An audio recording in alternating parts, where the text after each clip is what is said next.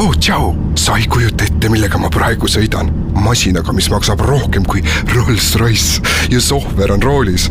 Ja ma ei pea isegi ust avama. Ja istmed on nii mugavad ja mõnus kohvijauk on mul praegu näpus.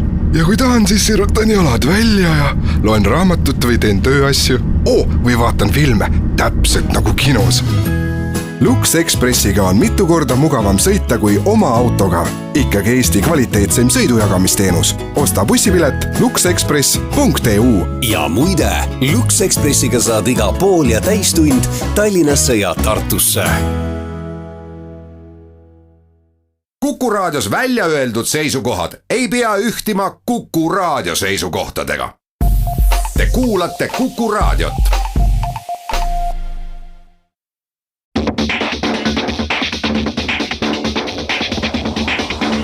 Autotund. See on saade sulle, kui sul pole päris ükskõik, millise autoga sa sõidad. Tere, head kuulajad, 28. augusti Autotund alustab. Ja meil on täna stuudios mina saatejuht Hans Lõugas, minu kõrval Henrik Roonemaa, Geenius.est ja meil on täna stuudios külas Kaur Ilves veel. Millest me täna räägime? Vaatame sügisesse, mida toovad sügisesed viljad peagi. Natukene vähem kui 2 kuu pärast algavad Pariisi autonäituselt, millised uusi mudeleid võib oodata. Siis eelmisel nädalal sai selgeks, mis on saanud või saab Ameerika elektriautotootjast Teslast. Võib-olla räägime hetke sellest, kui mõnus või hull on Tallinna kesklinnas sõita. See on teema, mis kunagi ei sure. Ja tänases saates on meil 2 proovisõitu. Üks väike ja käre tagaveoline rakett ja üks teine Aasia konkurent, kes püüab Saksa vundamenti mõne mõra lüüa. Alustame saadet uudiste osaga. Ja kui uudised siin on üht-teist vihjatud, siis need peamised suured mudelite esile tulekud jäävad ikkagi suurte autonäituste aegu. Ja Pariisis hakkab autonäitus nüüd oktoobri alguses, mis tundub kaugel sügis, aga oktoober on, siin koputab ülejärgmisele uksele juba. Ja rivi põnevamatest uutest mudelitest, mis Pariisis peaks välja tulema, on juba olnud näha. Et Kaur, sa vaatasid ka peale sellele, ütle üks kõige esimesena pähe tuleb uus mudel, mis sulle sealt Pariisilt tundub kõige põnevam? Kõige põnevam kahtlemata tundub minu jaoks BMW Z4 Roadster, mida muuseas on pikalt koostöös Toyotaga välja töötatud.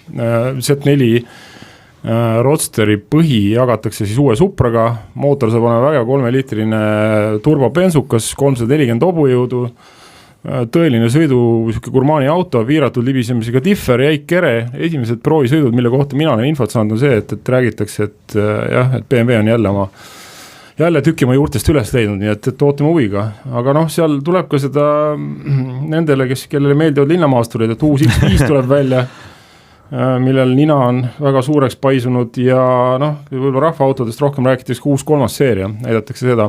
Uus 3. tuleb, jah? See praegune 3, siis selle kohta on ikka väga vastakaid arvamusi olnud, et ma ise sõitsin üle-eelmise 3. ja siis ma vaatan, kui ma käisin mingitel asjaoludel sõitmas, siis selle praeguse 3. siis tundus küll, et minu auto, mis oli mõnusalt jäik ja Tallinna teedel oli isegi lõpuks nagu ebameeldiv, kuigi mul ei olnud mingi M ega midagi, see tavaline 3. Et siis see praegune põlvkond oli kuidagi selline pehme ja uimane ja vist oli elektriline ja see roolisüsteem tehti sinna ka, et tavaline roolivõimendi kadus ära. Et see kõik oli selline, kohati tundus, et mitte BMW-lik. Võib-olla tahetakse teha lihtsalt suuremat vahet sisse sellega, et millised on päris sportmudelid ja millised on tavalised mudelid. Maksa juurde ja siis saad sellise auto, mis põrutab ka korralikult, aga see tendents on ammu sees olnud, et 3. liiguvad lähedale sellele mudelile, mis kunagi olid 5. liiguvad lähemale 7. ja 7. liiguvad lähemale kosmoselaevadele. Aga on siis midagi ette arvata, et milline see uues 3. tuleb, et kas jälle, veel natuke pehme, veel natuke selline tavalisem mõnes mõttes? Ma ei ole väga palju detaile lugenud, et mingid prototüübid on väljas, räägitakse, et kindlasti tulevad pehmed hübriidid sinna sisse. Iseenesest pehme hübriid on väga lahe kooslus, see tähendab seda, et sul on mingi elektrimootor, mis päästab natukene momenti kuskil seal, kus seda ei ole. peaks tegema kõiki liikumisi siukseid elavamaks ja kindlasti. No ikkagi peaks tulema pistikhübriid ka, nii palju kui ma aru saan, sest mis on tarbija jaoks kõige mõttetum minu seisukoht ja autotootja jaoks kõige parem asi, sest see tõmbab sinu selle tooterevi keskmise CO2 heitme kõige rohkem alla, et sul on pistikhübriid. Aga miks see pistikhübriid mõttetu on? No inimesele, sul on 2 ebamugavust, sa pead nii laadima teda siis juhtmest kui ka tankima, on ju. Tavaline hübriid, sa ainult tangi teda ise. Mulle just tundub nii, kuidagi mõnus mõte oleks see, et kui ma teen mingid sõidud linnas, siis ma veerin oma selle mõnekülme kilomeetrilise aku vastupidavusega ja kui ma lähen linnast välja, et siis hakkab bensiini kuluma. Ei, sõidu mõttes okei, aga kui sa autot hakkad omama, sa pead mõtlema, et kuidas ma seda siis laen on ja kui sa teed juba selle liigutus ära, et sa hakkad panen tal kodulaadija garaaži või maja külge, hakkad laadima teda, aga sa ikkagi ei pääse tanklas käimisest. Ma saan nii vähe laadida. Mind huvitas ka alati pistikhübriidide puhul, et kuidas see infra meil nagu sellega arenenud on, et meil on 16-korruseline korrusmaja, et kas naabrid loobivad pikendusjuhtmeid aknast välja ja siis selleks, et oma autot laadida. Ja vahepeal kindlasti nagu naabrimees ühendab juhtme sinu auto küljest lahti, läheb endama täis ja Muide, Pariisi näitused põnevaid uudiseid, mis mulle tundub, mis nagu tõeline üllatus on see, et mida teeb Kia, sest Kial on Kia Ceed on see, mis veereb praegu tänavatel ja ProSeed väga tore sõnamäng, ProSeed peaks olema siis uus, mis asi ta on? Ta praegu on kontseptauto, aga mis kirje see on, mis tüüpi see on, mis klass see on? Shooting break tundub olevat, sul pildi pealt vaadates, jah? Ja eesti keeles palun. Tulista tagumisest otsast. Kallis, ebapraktiline universaal. Ja vist küll, jah. Aga väga välja. Kõik on nõus, väga äge. Ei, aga päriselt seda pilti tasub vaadata, et see on jah niimoodi. Otsige Kia ProSeed tõesti, et kuidas see tegelikult siis välja tuleb, turule jõuab, see on hoopis teine küsimus, kas ta on selle kontseptiga lähedane või kaugel sellest, ei tea veel. Vaadates tegelikult see Stingeri kontsepti, et ta ilmselt ikkagi põhielemendid säilitatakse ja miks mitte. Ja tore uudis on see veel, mul üks leid, mis peaks tulema Pariisis Mercedese kuulus G-Wagen, klassikalise G-Wageni. Väike kloon, kannab nüüd nime Suzuki Jimny ehk siis Suzuki Jimny uus mudel. Ma arvasin, Mersu päriselt tegi väikse G-Wageni. Ja see on nii selline pisike G-Wagen, väike kandiline tore maastur, et vahva vaadata, see vist Eestis küll väga levinud ei ole see Jimny, mõned on mõndasid siin kohtub tänavatel ja metsa vahel, aga ta on vahva pisika maastikus. Ja ma tundsin nüüd inimest, kes sellega sõitis aastaid ja siis tema ütles selle kohta alati aiatraktor, et väike, sisuliselt ilma vedrustuseta, aga läheb läbi sealt, kus vaja on. Ja muidugi Škoda, Eesti rahva auto, siis Škodast, mis on üleüldse nii levinud Eestis, selle kõige populaarsem, nüüd on uus mudel, kas just numbrites, aga mõtlen sellise populaarsuse mõttes, mis inimesed tahaksid saada, Kodiaq, ikkagi linnamaasturi klass ja sellest tuleb nüüd siis võimsam versioon 2-liitrise biturboga VRS. Et Kodiaq GTI põhimõtteliselt või? Midagi siukest, jah. Kõige tähtsam on öelda, et see on kiireim 7-kohaline auto Nürburgringil. Jaa, võib-olla siit hakkab, ma olen ikkagi vandunud endale, ma olen, võib-olla mõni on siin ka kuulnud, ma olen varem arutanud, et tegelikult oleks hea 7 kohta, aeg-ajalt vedada rohkem inimesi maale või külla või kuhugi ja Škoda on alati tundunud selline, ma peaks nagu ostma endale need sandaalid ja beesi taskutega vesti ja siis rääkima, muretsema, kui ma sõpradega kokku saan, siis rääkima, et kui vähem auto kütust võtab. Et sõitsin jälle Tartusse 3,2. Et see ei tundu maailm, kus ma tahaksin elada, aga kui ma seda autot vaatan, siis aga muidugi hinnasildi osas illusioone ei ole. Ja, ma ei tea, kas ilmselt tema hinda praegu ei ole. Baashinda hakkab ilmselt 5000 eurost, aga siis kui sa tahad toolid sisse saada, on hind kuskil 40 või nagu me tavaliselt käib. Et kiire on ta kindlasti. Ja 237 hobujõudu, VRS. Mis seal siis veel tulemas on midagi? Mercedes A-klass saab siis, peaks saama uusi sedaane. Sedaan ja üks väike selline huvitav sportlik luukpära ka, A35 AMG, et see on siis niimoodi törtsu nõrgem kui see A45 püss, et mis konkureerib Audi RS3-ga. See A35 on siis umbes 300 hobujõudu. Et tõotab päris uus ja huvitav olevat sellepärast, et Mersu A-klass on väga-väga palju kiitvaid sõnu saanud. Ja, et ta on täiesti teinud nagu mingi kvaliteedi hüppe võrreldes selle kunagi see nii-öelda kergelt ümber minema puuvankriga, mida nad tootsid. See on väga huvitav, minu see Mercedes kogu see brändi see selline kutse, mis neil on, ei lähe üldse kokku sellega, et ma võiks mingi kuum ja kiire luukpära olla või? Ei, no AMG on ju, täitsa teeraja ei olnud kiirete autode osas. Aga tegelikult see tähelepanek on õige, et ma ei tea, kas see on ainult Eestis niimoodi või on see mujal ka, aga kui hakkad autot ostma, siis Mercedese peale see mõte nagu ei lähe. Ma ei tea, kui ei jõua nagu selleni. Vanus ei ole selline. Ei, no võib-olla ongi asi ka selles, et Mersu, see maine on seotud kuidagi, kas ma ei tea, taksode või siis selle suure, kas E- või S-klassiga või et võib-olla Eesti inimene nagu mina ei oska mõelda selle peale, et Mersu tegelikult võib ju ka midagi muud olla. Selge, aga teeme proovisõidu ära. Ja siis räägime. Ma usun, et ta läheb kiiresti edasi, teeb head häält ja käitub kurvides hästi. Lihtsalt seal on see imagoloogiline küsimus, millega nad võivad tööd teha muidugi. Selge, teeme siia väikse pausi ja siis räägime edasi.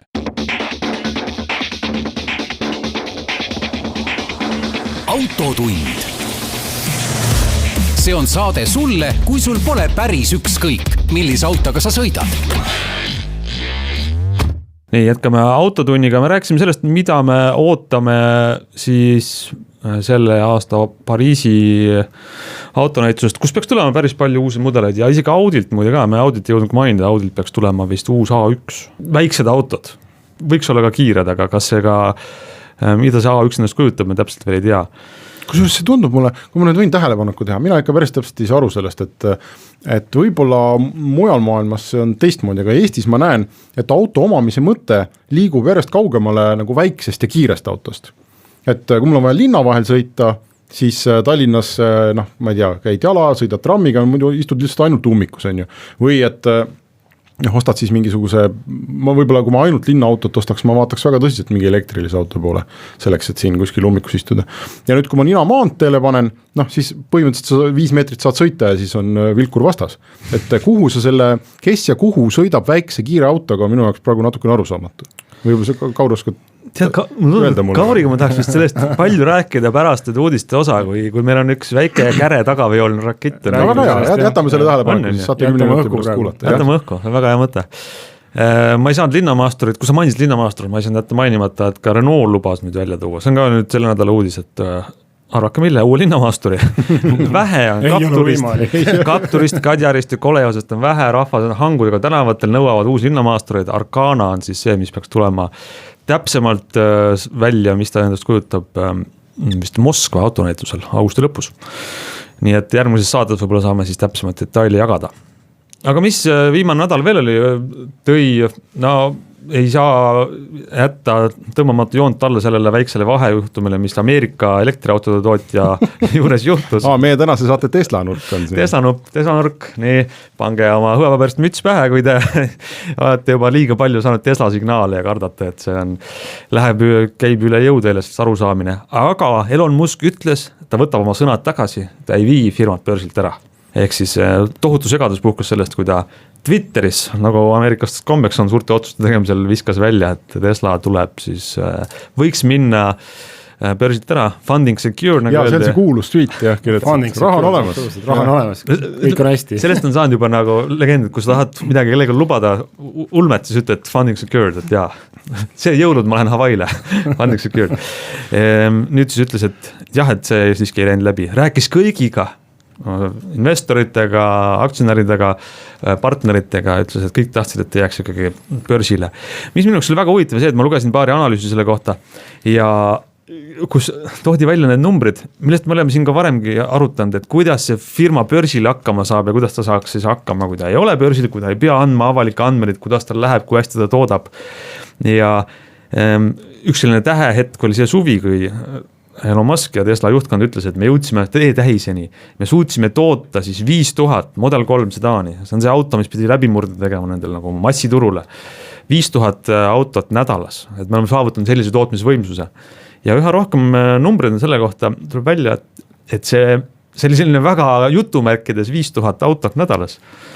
Et nad said valmis sellel nädalal, millega kvartal lõppes, juhtun ütles, näete, me tegime eelmine nädal 5000 autot, aga vist väga suur hulk neid autosid esiteks oli juba ennem valmis toodetud ja oodati seda ühte nädalat, et nad saaks siis valmis toota. Paneme viimased jupid külge. Ja pluss oli siis väga suur hulk neid autosid pärast selle ühe nädala lõppu ootas mingit järelviimistlust. Ehk siis öeldi, et need autod said see nädal valmis, me tegime 5000 tükki autosid see nädal. aga tegelikult olid nad väga suur osas enne ehitatud ja väga suur osa neist nõudis veel pärast seda nädala möödumist veel järelviimistlust, pluss kliendid ootasid, et nad ei saanud autot kätte. Ehk siis kogu see autoehitus on sellises staadiumis Teslal, et oleks väga suur ime, kui keegi oleks maksnud, ma ei tea, mingi 50 või üle 50 miljardi dollarit see firma ära osta. No minu lühianalüüs Teslast on see, et ma väga hoolikalt ei ole nüüd fundamentaali läinud, aga ma ei usu, et Tesla probleemid lahendaks see, et kas ta on börsil või ta ei oleks börsil, et see börsil mitte olek ei lahenda seda probleemi, et sul ei ole normaalset tootmisvõimekust, autode reaalne kvaliteet ikkagi aja jooksul päris kiirelt halveneb, eriti salongi osas. Ja räägimata sellest, et nad on jõudnud tasemeni, kus nad põletavad circa $600 miljardit iga kvartal. Et kui seda 600 miljonit. 600 miljonit, jah, mul läks natuke juurde. Aga selge on see, et kui sul on umbes 4 kopikatega miljardit säästupõrsas, et siis on siuke 6-8 kuu küsimus, et kui see põrsas on tühi ja siis... Aga kus see tulnud on? Märkimisväärne osa on tulnud sellest, et inimesed maksid raha ette, et saada see Model 3. Ei, investoritelt ka on tulnud ja ta on ikkagi börsile seal on igasuguseid võimalusi. Seda börsi asja kohta on üks huvitav selline mõte või teooria, et või mitu põhjust, miks ta nüüd siis ei tule börsilt ära, et üks variant on öelda, et Elon Musk otsustas, sest nii on parem. Teine variant on öelda, et ta lihtsalt ei saanud raha kokku, on ju. Et kuuldavasti olevat niimoodi olnud, et saudidega oli tõesti räägiti sellest ja ma ei tea, kui lähedal või kaugel see deal siis oli, aga pärast seda Elon Muski tweeti muutusid saudid väga murelikuks ja olevat omavahel arutanud, et kas selle inimese tervisega on üldse kõik korras. Et kas me oleme nõus üldse panema raha sellise inimese nagu käsutusse, kelle käitumine on ettearvamatu ja põhimõtteliselt saudid hakkasid kahtlema ja tehing jäi ära ja kolmas komponent seal on see, et võib-olla ka Elon Musk on leppinud nagu tõsiasjaga, et olla börsil, sul on omaette probleemid, jah, et sul on lühikeseks müüjad ja avalikkus ja kurjad ajakirjanikud ja et kõigil on võimalus nagu su firma kohta arvata midagi või lükata seda ettevõtet neile sobivas ja sulle ebasobivas suunas. Aga võib-olla see on ikkagi parem kui see, et sul on nagu päris investor, kellel on nagu, kes on üks isik, eks ole, üks ettevõte, üks fond. Keda ei lollita juba. Keda sul on palju raskem lollitada versus, eks ole, väga suur hulk Tesla fänne, kes usuvad ka asju, mida numbrid ei näita. Et tõenäoliselt investor oluliselt vähem usub seda, mida Elon Musk räägib versus siis Tesla fännid, kes võivad olla ju investorid. Sa võid lollitada nagu mõnda inimest mõnda, aga ega see nagu kõiki inimesi kogu aeg ei saa lollitada, et eks näeb, mis Teslas saab. Kahtlemata ta on märgiline ettevõte, eks, et ta ju tegi ukse lahti ka teistele autotootjatel, saad sõnum, et elektriauto võib olla äge, ta võib olla sportlik, ta võib olla nii-öelda nagu disaini element sul võib olla kuskil toas ja miks mitte, aga Tesla on tõsised probleemid, eelkõige see, et teised autotootjad on autotootmist harjutanud viimased 100 aastat, nemad on teinud seda kui palju. Jah, Tesla puhul on hinnatud, et ikkagi see bränd on hea. Bränd on, tal on väga tugev jälgijaskond on ju, aga autod ise, kas need autod ja kas see tootmisvõimekus neil on hea, et ilmselt väga mitte on ju. Meil on veel minutik uudiste osa lõpuni, mis tähendab, et mõtlesin teiega korra arutada teemat, kas Tallinnas asjad nii hulluks läinud, et enam autoga sõita ei saa kesklinnas? Saab küll, esiteks saab ja teiseks see läheb varsti üle. Need remondid saavad mingil hetkel valmis. Kas praegu on see viimane lööktöölaine enne kui kooliks valmis, asfalt maha kõik? Valimised on ka tulemas. Ja valimised, ja ilmselt ma kardan tahtsin just sama asjani jõuda, et peame natuke veel ootama seda, kuni päris korda saab. Miks mul see mõte tuli, üks Eesti elektrirattatootja Stigo ütles, et nemad annavad nüüd, nad juba andsid ühele pangale kesklinnas oma rattad, Hiltoni hotellile oma jalgrattad, nagu siin mulje jääb, nagu Tallinnas ei saaks liikuda enam autoga kesklinnas. Aga ikkagi saab, ei ole nii hull ju. No iseasi, kas on ikkagi mõtet. Ilmad on meil väga pikalt väga head olnud, et Eesti kohta on alati räägitud, et 9 kuud aastast tuleb sul karva jope selga ja karvase kaputsiga jope, tuulekindel ja vihmakindel, aga praegu ikkades viimased vaatet võib-olla pool aastat väga seda näidanud ei ole, et see periood, mil sa võid ka ilma autota liigelda ja tunda ennast inimesena võib-olla pikeneb, 1 aasta on siin liiga lühike aeg, aga teoorias on see võimalik. Sina, kuidas su elektrijalgratta projekt läheb? Ja, et kui ma vähegi saan ja tipptunnil liikudes, siis kesklinnas on selle rattaga ikka palju kordi kiirem kui autoga sõita. No millega sina liikled? Mina olen ikkagi paadunud autoinimene ja mul on nagu, ega ma jalgrattast ära ei ütle, mul on kunagi väga meeldis jalgrattaga sõita ja lihtsalt teine asi on see, et kas ma tahaks jalgrattaga sõita Tallinna liikluses. See on nagu suurem küsimus. see on ekstreemsport, seda tuleb harrastada. Aga sellest on järgmine saade pikemalt, läheme siit väiksele pausile.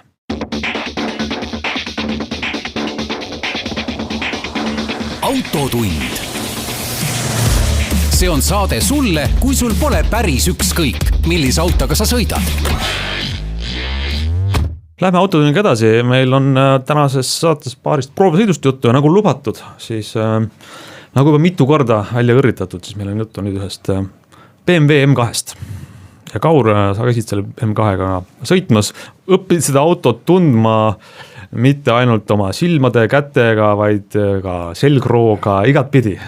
Ja raske gaasijalaga kindlasti, et see on auto, mis seda väärib ja ma ei tea, lugejad võib-olla kes ei tea, mis asjad on M-seeria masinad, et võib-olla väga palju detaili ei lähe, aga see on midagi täiesti teistsugust tavapärasest BMW line-upist nii-öelda, et see on puhas motorsport, orienteeritus, vahetu, fookus, keskendumine sõiduemotsioonidele ja loomulikult kogu see auto nii-öelda, see konfiguratsioon on täiesti teistsugune, et ma eeldasin niisugust vahetust, ütleme nagu umbes Otatchidega, Megane RS-iga, see oli midagi täiesti teistmoodi.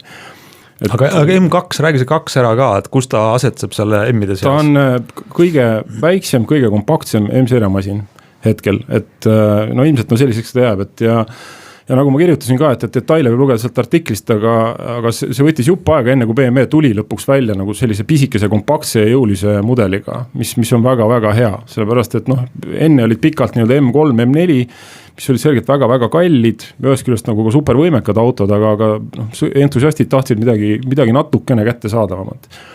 Ja ma olen ka kuulnud seda, et paljud inimesed, kellel on vahendid, et osta M3, M4 või M5, valiksid pigem tegelikult M2. No miks nii? See on nii-öelda tagasi oma juurde minek, et mis ei ole üldse halb, et avastada see puhas sõiduruum ilma igasuguste elektrooniliste vidinateta, ilma igasuguse adaptiivse vedrustuseta, ilma nuppudeta, et seal on baas on paigas, võimas turbomootor, tagarattav vedu ja tõesti, nagu ütlesin, et tagasild on sõna otseses mõttes otse kere küljes, seal ei ole mitte mingisugust filtrit vahel. Ja sul võib tekkida kahtlus, et mõtlen, et kuidas seletada seda inimesele, kuidas ta nagu aru saab, et miks see nagu nii on või miks ta hea on. Mõtlesin erinevad variandid, näiteks jalgrattaga, lased kummid tühjaks, on ju sõidad, on halb sõita, juhi eriti hästi ja üldse valus ka, eks. Aga siis pumpad kummid täis ja hakkad põrutama ja saad aru, et see on hoopis midagi teistsugust. Teine asi on see, et inimesed, kes ratsutanud on, teavad, et kui sulle antakse näiteks nagu perutäkk tagumiku alla, ta võib väga ohtlik olla, aga kui sa seda kontrollid, see on kohutavalt fun. Ma ise olen sõitnud mingi eluetapis üsna pikalt, et ma tean seda ka. Ja järgmine oligi, et mida me otsisime, et kas taga on võimalik linnas normaalselt sõita. See mul oli esimene küsimus kohe. Ja mis sa vastad? Mis ma vastan seda, et sa pead olema valmis nagu natuke kompromissida, eks, et kuigi tegelikult meie linnas teede kvaliteet on piisavalt okei, et taga saab sõidetud, ta ei ole nagu selline vastik, peksev, põrutav asi. On kohti, kus sa pead jälgima, on trammirööpad, võib-olla lähed natuke aeglasemalt üle lihtsalt, aga sellel tagumisel sillal, miks ta just selline on, tal on oma mõte. Ja nagu see tuli ka välja see, et siis kui hakata tempot tõstma, siis ta annab sulle nagu ääretu kindluse. Selles mõttes, et sa kontrollid iga millimeetrit seda, mis seal toimub sul tagumise otsaga. Sul on piisavalt võimu, sul on rattad on lukus, sisenemine ratas ei käi ringi, lähed kurvi sisse, sul on täielik tasakaal. Selles mõttes, et sul ei ole seda, et esimene ots kuidagi libiseks ära, tagumine ots libiseks ära, saad autot 100% usaldada. Ainult hoia roolist kinni ja anna gaasi ja tee seda kuidagi, enda nii-öelda võimetega kooskõlas. Ja sa tunned täpselt ära, et kui palju on õige. Ja sa tunned ära, kui palju õige see mootor annab täpselt ka selle võimaluse, et ta on turboga mootor, ta on 4-astne, ta on teistsugune kui vanad nii-öelda M-seeria mootorid, mida kõik igatsevad taga vabalt hingavad. See on siuke nagu nutta taga, ma ei oska öelda, Pedro Vankriägi, kindlasti tal on omad romantilised nagu pooled. Aga võimekuselt see, et sul on jõud olemas seal, kus on just seda vaja, see lööb see mootor kindlalt pildi eest. Nagu klassikud on öelnud, inimesed ostavad hobujõude, aga sõidavad pöördemomendiga. See on see, miks tegelikult ju ka diislitel nii palju võidukäiku tehtud on. Kus sa selle M2-ga sõitsid? Linnas, siuke päris korralik tiir, kehvadel teedel, headel teedel, just normaalkiiruselt aru saada, kuidas toimib ja siis linnast välja vanad Tallinna ralli kiiruskatsed, mis on väga kurvilised, kallutatud kurvid, hüpped, vastikud teed, et aru saada sellest, et kuidas ta seal käitub. Ja vägev, et ma ei oskagi öelda, millest nagu alustada, et üks on nagu see, et sul on selline dünaamika, et sa saad autot aktiivselt juhtida tagumise silla kaudu. Esirattaveoga sul seda ei ole, millest me rääkinud. Lähed kurvi sisse, annad gaasi esiotsa kuhugi ära minema. No uued esirattaveolised on head selles mõttes, aga ikkagi. Ja no siis võtad gaasi maha on ju, loodad, et hakkab käituma. Ja sul aktiivne juhtimine käib ka esirattaveolis niimoodi, et sa viskad gaasi maha, siis sul tuleb sama mängu, aga seal tuleb sama mängu sinu aktiivse tööga gaasipedaaliga. Et sellega muidugi peab ettevaatlikult ringi käima, aga kui sa seda piiri tajud ja ta annab selle piiri sulle nii kergelt kätte, et sa saad aru, et kus ta on. Ja muidugi tuleb ka nagu ausalt öelda, et tänase päevas need autod on nii võimekaks läinud, et sa pead tegelikult väga-väga kiirelt sõitma, et see piir kätte saada ja kindlasti, et kui keegi endale sellise auto juhtub ostma, et siis silmad lahti, tee peab puhas olema, et ära ohusta kedagi, et see on selline natuke mul disclaimer ka, et sealt jutust kõlas nagu mulje, nagu me oleksime mingisugused hullunud rollnakad võib-olla, aga kõik see asi sai korda saadetud niimoodi, et kedagi ei ohustatud. Kedagi liiklusest oli plass puhas, sa nägid ette, millistesse kurvidesse sa läksid, sa tunned seda teed ja siis sa sõidad ja siis sa tunned sellest nagu täielikuma. Veojukontroll on ikka peal, et arvuti sekkub enne kui sa puusse lendad või ei sekku. Ja ikka on, aga kuna auto oli niimoodi kasutus, ma lükkasin selle välja kohe. Ja, aga põhimõtteliselt on. Ja on loomulikult, et elektroonika tänapäev on selline, et sa võid ikkagi nagu püsti loll olla, et ei juhtu nagu midagi. Aga lõpuks, kui ikkagi tempo läheb nii suureks, et ega ei aita sind arvuti ka, siis sa lihtsalt sõidad välja. Aga sa ütlesid seda, et M2 on ikka oluliselt konkurentsivõimelisem oma suurematest vendadest 3 ja 4, et mis see hind on selle? No vot, hinnateema on nagu natukene muutunud, et M2 tuli välja uus mudel nüüd Competition, mis tähendab, et tegelikult see olemasolev M2 läheb müügist ära ja selle baashind oli kunagi umbes 56 000 eurot, mis võib tunduda palju, aga tal on tegelikult BMW kohta väga palju lisavarustust ka, et üksikud asjad, mida võiks juurde panna võib-olla 500-600 eurost ja saad tegelikult väga hea auto, et aga nüüd uue M2 Competitioni hind Competition esiteks on võimsam, ta ei ole mitte 370, vaid ta on 410 hobujõudu ja mida ma tahtsingi öelda tegelikult, et see väike auto imelikus ei tundu, 370 hobujõudu on talle vähe, see ei olnud piisavalt hirmus, seda jõudu võiks rohkem olla, seal võiks olla 420, seal võiks olla 450 hobujõudu, et ta oli niivõrd pädeva vedrustusega, ta oleks selle nagu vabalt välja kandnud. Tõeline sõidurühma auto ja teine siin see, et ta ei ole väike, ta on küll väljast kompaktne, aga laius on ees, istudes nagu 3. seerias. Vahe on umbes 3-4 sentimeetrit. Aga sinna kupee tagaistmetele vist pole mõtet minna eriti. Sa võid minna, kui sa oled laps ja kui sa talud hästi loksutamist. Ma just mõtlesin, esiteks ta on ju väike, aga teiseks kõik M2 seal tagaistmele ja see juht hakkab seda autot kasutama, siis see vist ei ole väga mõnus. No ega ta ei ole kellegi jaoks väga mõnus, et ka ees istudes, et see on ikkagi juhi auto, et sa sõidad sellega niimoodi 90% piiri peal, võib-olla siis, kui sa oled üksi, et võib-olla vahel ka nagu 101%, nagu rahvas on peal, et siis on ikkagi mõistlik nagu normaalne inimene olla, et kasutatuna, kas sa julgeksid ka osta sellist autot? Absoluutselt, et mida see eelmine inimene 5 aastat või 4 aastat tegi sellega, mõtleksid sa selle peale? No tegelikult korraks võib-olla kindlasti tuleb teha korralik kontroll ja tänapäevaks on seal võimalused olemas, et kui sa Saksamaalt ostad, sa võid ka osta näiteks Premium Selection kvaliteediga, siis on sul garantii olemas. Ja see tehnika on väga-väga kõva, mis seal sees on, ta kannatab sõna otseses mõttes pahatahtlikku vastikut kasutamist, et kunagi oli see, et tegid autoga, ma ei tea, 10 paigalt starti automaatkastiga, siis ta nõudis hooldust. Ta kindlasti nõua, ta kannatab, ta on tugev, ta kannatab robustselt nagu sükest väärkasutamist, et ma väga ei karda seda ja pigem ostad automaatkastiga, sellepärast, et siis sa tead, et keegi ei ole saanud mootorile liiga teha. Et ei ole seda, et keegi on vale käiguvahetusi teinud ja mootor on käinud kuskil aga manual režiim on seal ka kindlasti olemas. Ja, manual režiim on olemas, aga ta ei lase vahetab siis ära mingil hetkel. Ja, ta ei lase sul lihtsalt nagu pöördeid liiga kõrgele minna, kui sa lükkad stabiilsuskontrolli välja, siis ta püsib piirajas, et ta ei lähe sealt kaugemale edasi, mis on tegelikult täiesti normaalne, et vahel tulebki auto piirajasse lasta, muidu ämblikud kolivad. Kes selle auto ostja Eesti tingimustes on sinu arvates? No siiamaani, kui ma statistikat vaatan, siis väga vähesed, et neid on vist kuskil alla 10, et aga no ma mõtlen selline inimene, kes tahaks nendele autot, millel oleks just selline nagu positiivne kuvand, mis võib-olla ei röögiks oma seda ambitsiooni välja, et tal on natuke laiemad rattakoopad, aga tal ei ole mingit tiivakesi küljes, ta on üsna sellise, välimuselt on ta pigem sportlik, aga niimoodi maitsekalt. M3, M4 on juba sellised, kuidas öelda, natuke inglise keeles kõrgemas turusegmendis, natukene edevamad niimoodi ja nii edasi. Sõidurõõmu otsija, kes tahab ka rajal käia ja muidugi ta ei ole üks auto peres, ta peaks olema ikkagi nii-öelda teine auto. Pere sa sellega ei vea ära? Ei, pered, lapsed võid istuma panna, aga siis nad peavad tolerantsed olema. Kilekott kätte. ja rajal käiguks on hea ja ma ütlen, et puhas sõidurõõmu putukas, nii et. Selge, teeme siia väikse pausi ja siis räägime edasi.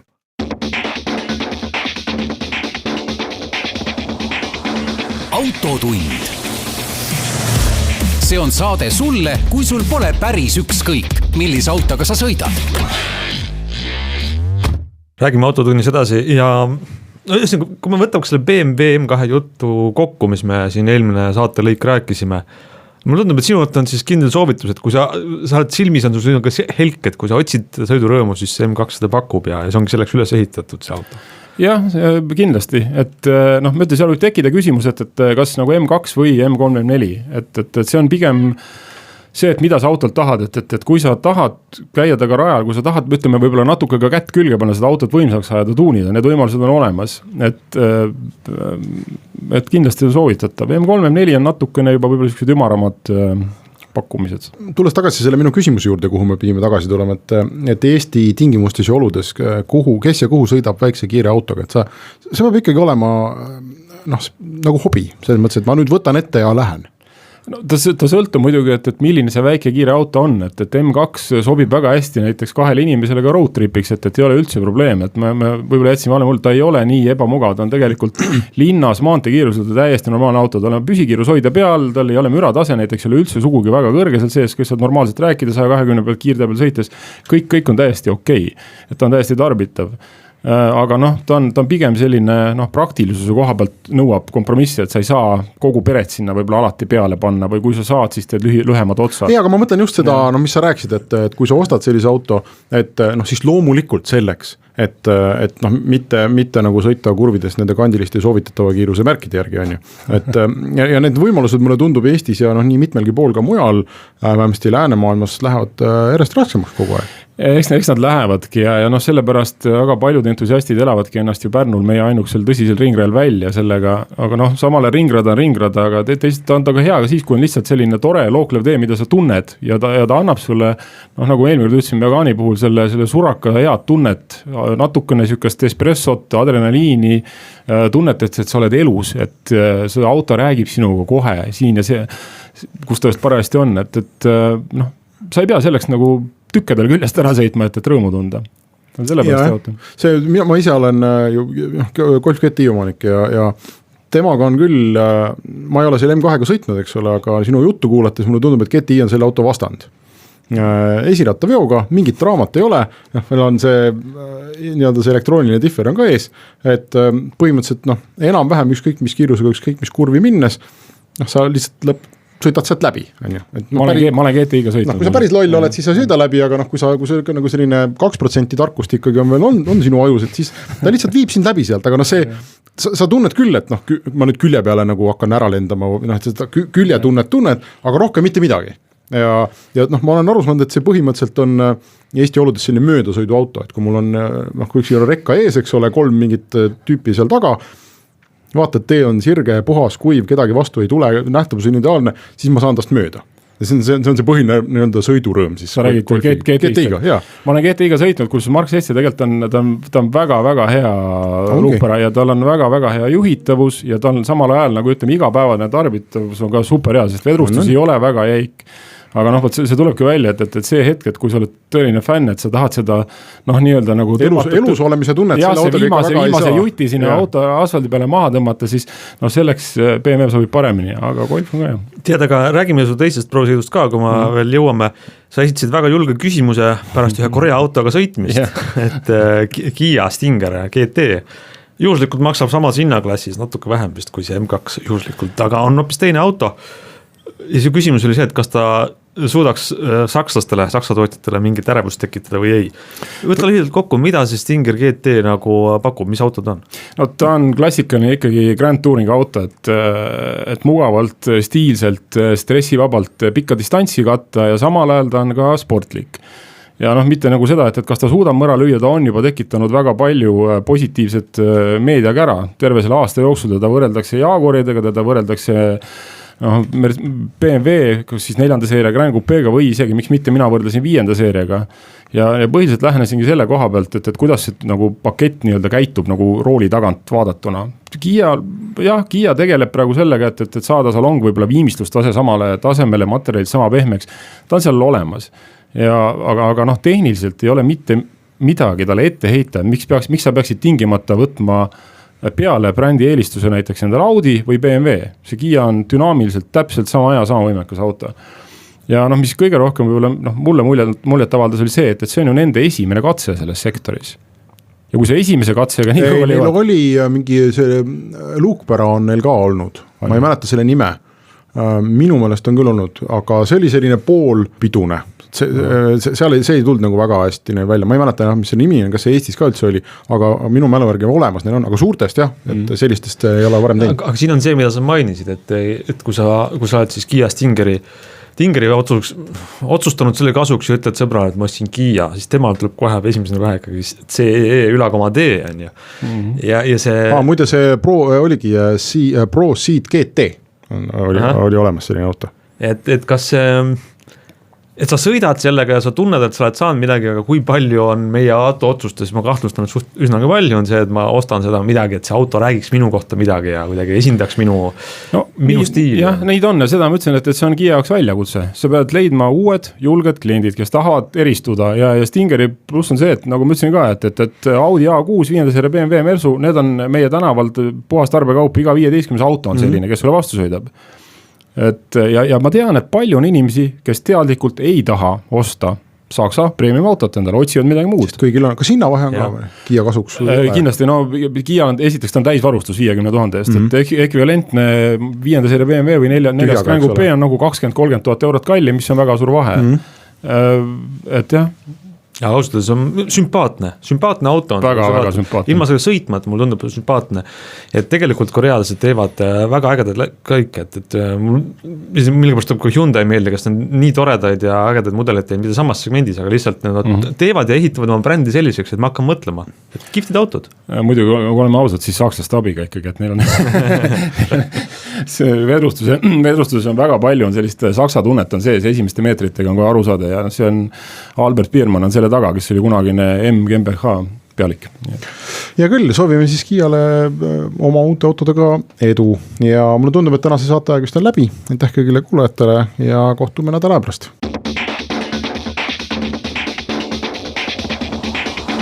Autotund. See on saade sulle, kui sul pole päris ükskõik, millise autoga sa sõidad.